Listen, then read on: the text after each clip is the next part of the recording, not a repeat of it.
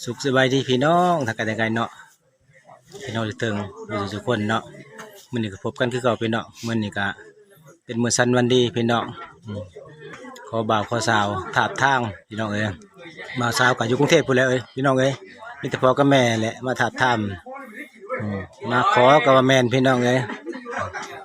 ภาษาบ้านเฮาว่ามาขอบ่าวขอสาวก็มีแต่ทางเจ้าภาพทั้งพ่อทั้งแม่แหละพี่น้องขึ้นมาญาติพี่น้องมาร่วม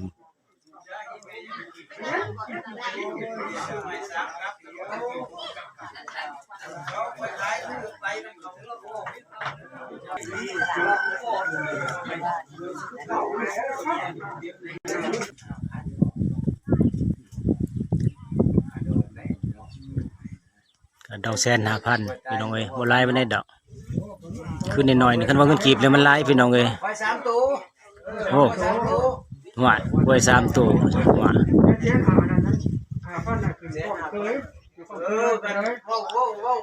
ฮีคอมมาแล้วจะว่าเป็นนั่นหรอดอกอันบานี้เลยเซตนี่เนาะไป3ตัวตัวนึงบ่กินหางเลยบ่2ตัวเลยค่อยนี่เนาะปีถามบ่2ปีหาได้มาเคาะกันนะได้ชุนกันบ่นี่มันมีได้นะบ่จุ่มว่าบ่ขึ้นมือก็ได้นั่นแหละจังหวะโอ้ถึงเคาะมาดิแม่ๆๆลุกบ่ได้เลยสู้เลยล่ะ5 บาทนึงบัตร1กล้วย3ตัวรวมเป็นเงิน500,000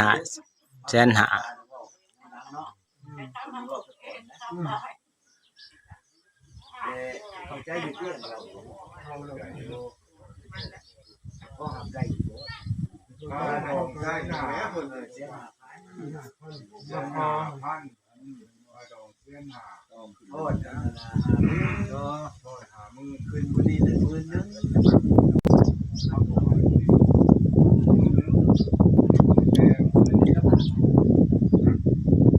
คนนี้นะ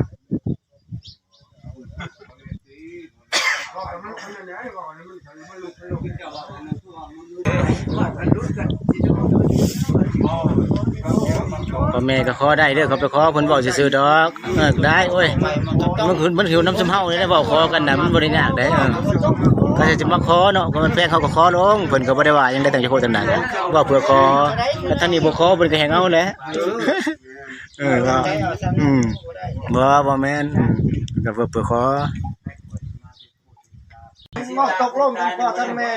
มาปีนใหม่นะนี่บ่ได้ปีนดองมาดองมันเด้ดองน่ะบ่ได้ปีนให้ค่อยนี่เว้าได้ขอจะบ่ได้ก็ขอจะได้ให้เกียรติโคตรตาเพิ่นแหน่บ่ได้ขอเป็นหนังจังร้อยขอใส่มองซุมเจ้าเว้ากันนั่นแล้วเป็นก้อนกดเท่ามื้อนี้ก็มื้อนึงมื้อหน้าก็30,000ตัวมื้อ40,000นั่นล่ะขอว่าคนแล้วนี่นั่นแล้วเดี๋ยวนี้ขอมันฉัน5,000แล้วขอตอนทางเจ้าบ่าวกำลังขอเนาะพี่น้องเนาะเพราะว่ากันขอบ่าวขอสาวก็เราตั้งแต่พี่ยิงก็เว้าแพงนิดหน่อยเนาะพี่น้องเนาะทางภาษาก็เฮาก็ขอลดน้ำเพิ่นได้12,000สักไปมื้อช้อนมื้อนี้มื้อหน้าแล้วลูกบ่ได้ลูกนี่ลงว่าซองแล้วกันว่าได้นะสิบ่ได้จะดีบ่หมู่เจ้าบ่ได้หน้าตาดีกระโดดเนาะหน้าตาดีอยู่เนาะชดเชยบ่ได้บ่ดีๆเนาะตาน้ำอยู่แล้วแต่บ่ต้องแดงบ่ได้เอาหน้าตายังสิเว้ากันเจ้าได้แดงหน้าเจ้าได้บ่ได้เนาะ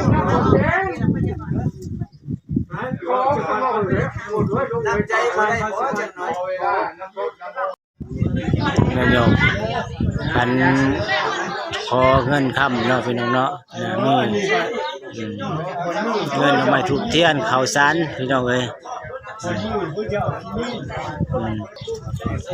นอกไปเจ้าโคตรวงตาทั้งฝ่ายยิ่งเราพี่น้องเป็นผู้หลับปวดกาเบิ่งเงินค้ำ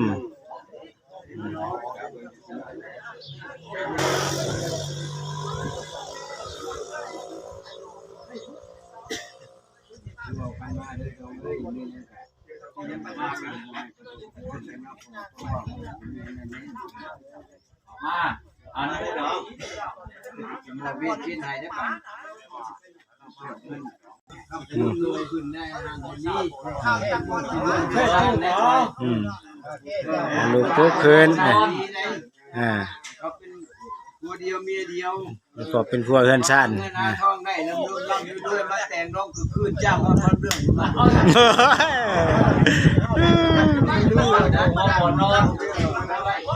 วันนอน เงินหนึ่งจะใช้เงินนี่รักษาไว้ ผ้าขาว15ผ้า ตัวหนึ่งสองเนาะพระพ่อพระแม่เนาะ ผ้าพ่อพ่อแม่ 13น่ะเป็นนั่นก็ที่พี่ไปหาเดือนชีอยู่ว่าลงเลยมันมาก ว่าเพิ่นว่าอ่า ว่ากันนะมันเกินไปแล้วแต่ก่อนมันได้พาละสาวน้ำมันขึ้นบ่พ่อใหญ่ มันลง น้ำมันลงมันขึ้นน้ำบ่ ว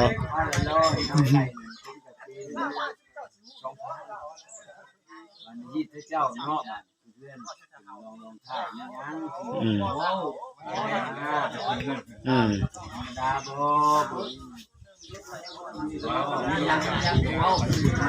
มีการส่งการนี้ส่งมาว่า สมาพาครัวจักคนเอาเอาตังค่าดอก เงินตามขาดองขาสมมาสมมามาลาย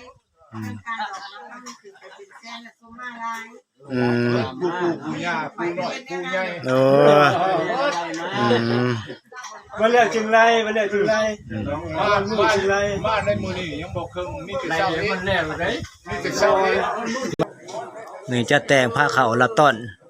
ตาดองในดองเนาะพี่น้องมื้อนี้อาหารบ้านเฮาก็บ่มีหยังพี่น้องเอ้ย ว่าดีมีแต่แขกมาขาว แต่ผ้าขาวธรรมดาพี่น้องมื้อนี้ก็จะพาแต่งผ้าขาวงานพักสู่เพิ่นนำมักแต่งผ้าขาวพี่น้องเอ้ยเฉพาะจังอ้วนลงวัดก็แต่งผ้าขาว โดย มาพี่ก็แต่งผ้าขาวพี่น้องเอ้ยแต่แตงผ้าขาวค่ะโชคดีไรเต๋อ โชคดีอย่างว่าเพิ่นอ้วนกินแต่ผ้าขาว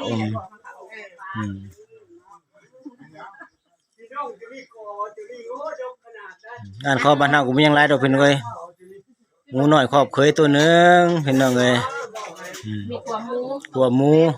มูต้มเป็ดลาบเป็ดพี่น้องเอ้ยลาบต้อนตาดองในดองเฮา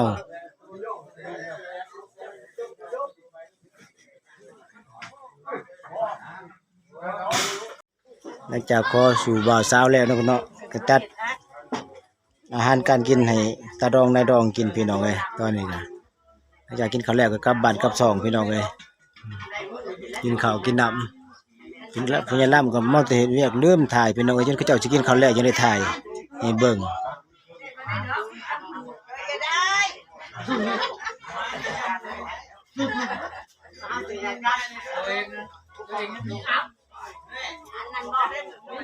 เดือน4ปีหน้าพี่น้องเอ้ยเป็นงานแต่งนี่ขอไว้ซื้อพี่น้องเอ้ยขอไว้เดือน4ปีหน้าพี่น้องเอ้ยมื้อแต่งงานก็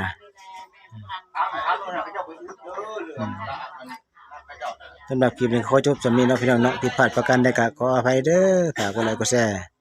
กดติดตามกดกระดิ่งนำขอบอกขอบใจทุกคอมเมนต์ทุกกำลังใจทุกการติดตามพี่น้องสำหรับคลิปนี้ขอจบสำนี้พี่น้องคลิปหน้าพบกันใหม่พี่น้องเฮาสบายดี